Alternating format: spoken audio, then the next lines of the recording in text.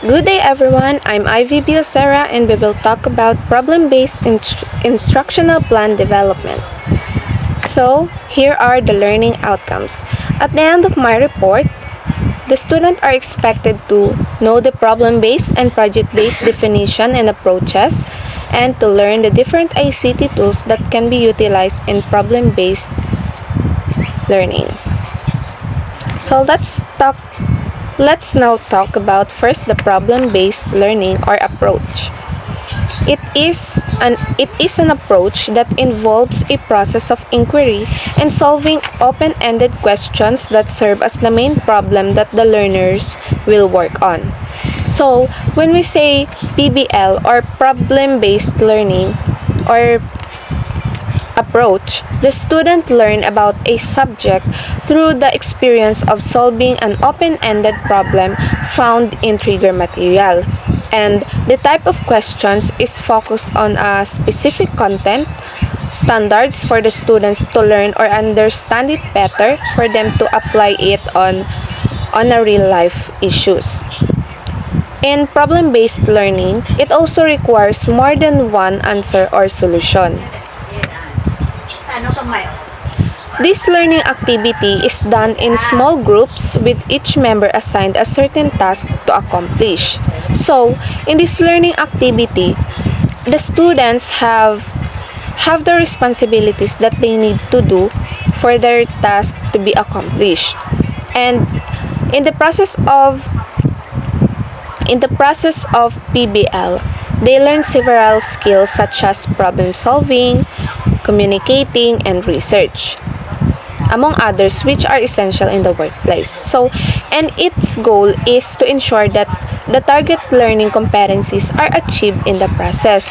So, based on its goal, the PBL is not just a learning activity to accomplish, but a process that you will develop different skills that may help you in different matter or in different situation.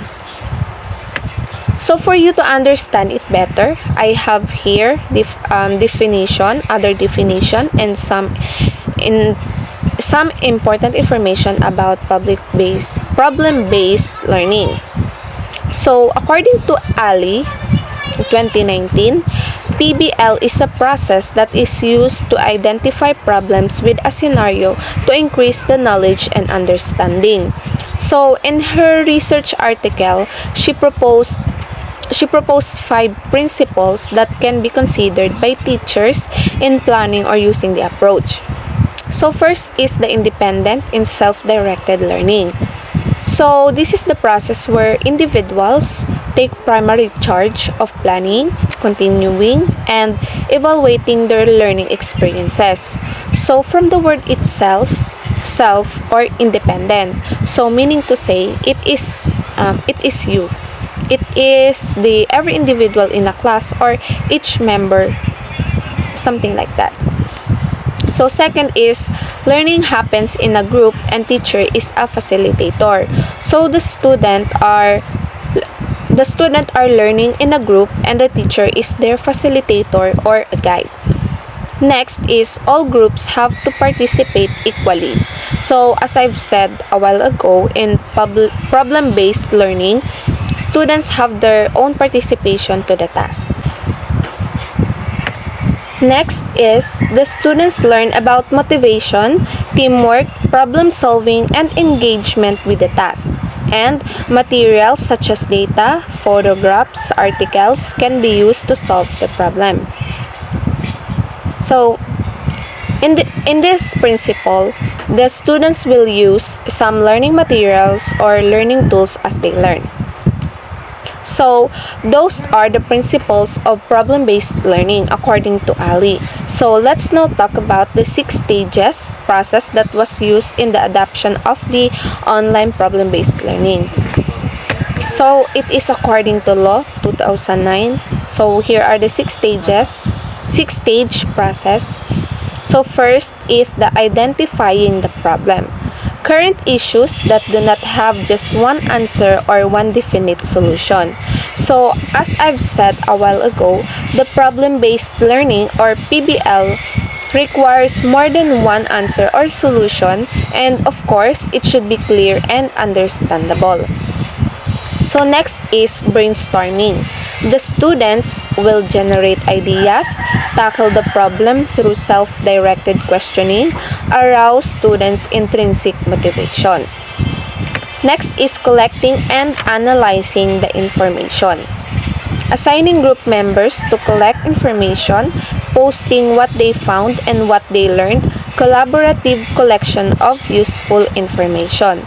We are familiar with this stage because every time that we are in a group activity, this is what we do. Each members have their own responsibility or task to accomplish, like for example, one member or three members will collect or search. Magse-search ng mga information sa net or sa book. Then, they will share it to the group and then the group will collect the useful information. Ginagawa natin yan para mas klaro or mas madaling maintindihan. So, next is synthesizing information. Solving the problem through relevant data synthesis, knowledge building. So, in this stage, you are going to look for differences in similarities on the various sources that the group collect on the previous stage before combining the information together. Para naman mas malinaw and mas masosolve nyo ang problem if mas understandable ito. So, next is co-building knowledge. Presentation of the solution to the learning problem or issue. So this is the collaborative process in which learners learn from one another to further expand their knowledge based on one another's ideas and contributions. So when we present, of course may magtatanong or magdadagdag ng idea sa presentation natin. So mas madadagdagan yung idea natin. Mas madadagdagan yung idea na natin, na na-search natin, and yung maibibigay pa nilang idea. Next is refining the outcomes. Giving of feedback and suggestions by the instructor to help students improve, learning from other groups' presentation. So, tulad ng sinabi ko kanina, when we are presenting, ayun nga, may magtatanong and magdadagdag sa idea natin. And same sa ibang group, when they are presenting, of course, matututo din tayo mula sa kanilang presentation. Now, let's talk about the benefits of problem-based information. So, several studies have revealed positive impacts of problem-based learning on learners as they engage in the process. So, ito yung mga sumusunod. According to Shitino, 2016, problem-based learning in teaching mathematics, group work values all voices and that a mathematics classroom environment becomes open and safe.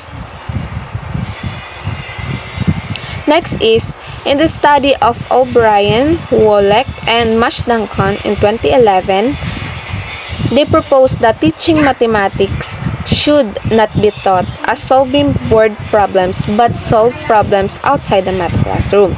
So, this is the essence of problem-based learning. Yung hindi ka lang basta matututo ng basta lang.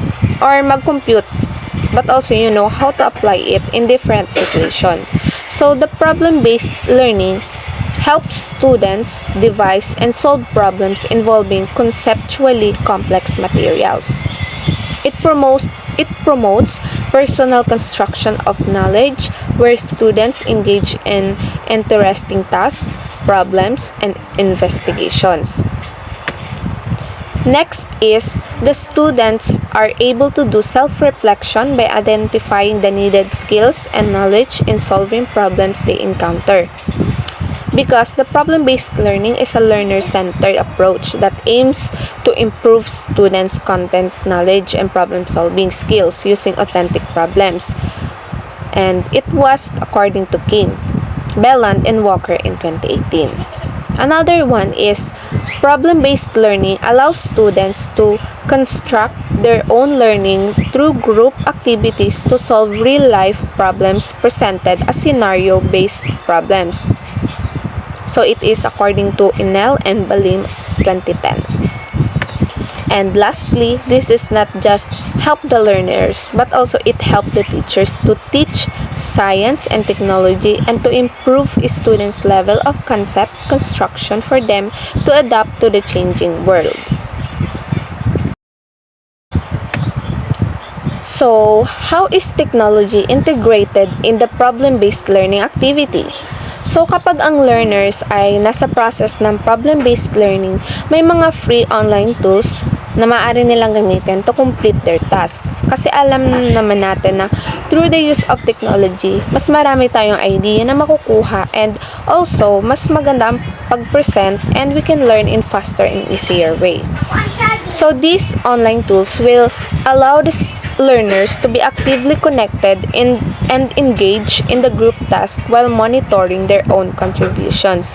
And also, yung mga teacher natin, which is the facilitator, they will have a opportunity na to give feedback in the activities of each learner. So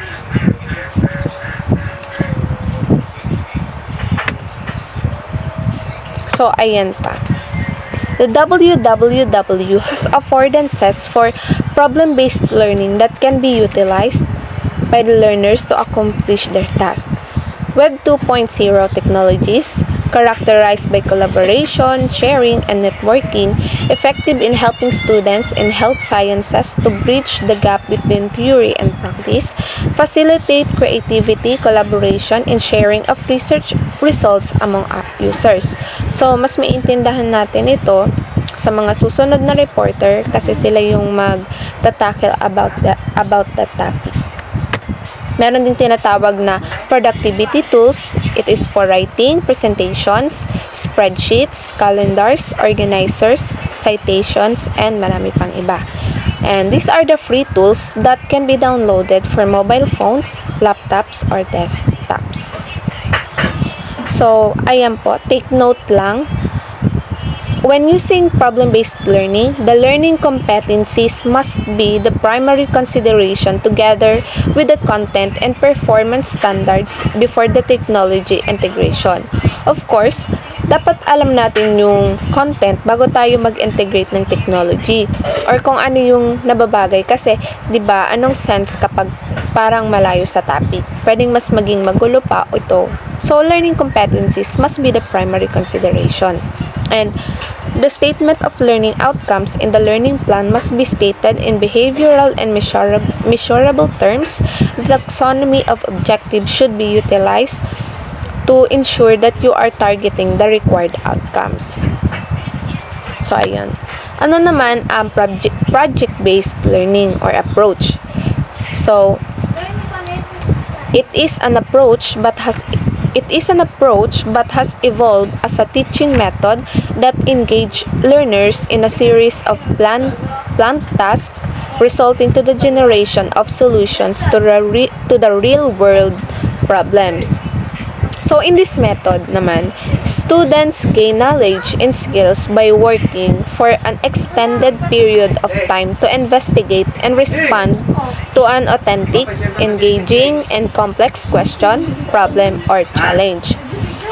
Next is, it is a student-centered approach as it takes into account the realm of experiences and interests of students.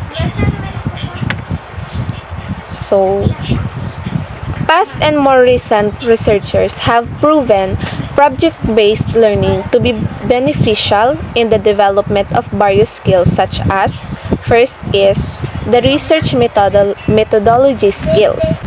According sa naging study nila ni Tiwari, Arya, and Bansal 2017, using student feedback questionnaire given to 99 students, it was revealed that students were enhanced in their knowledge of the topic taken.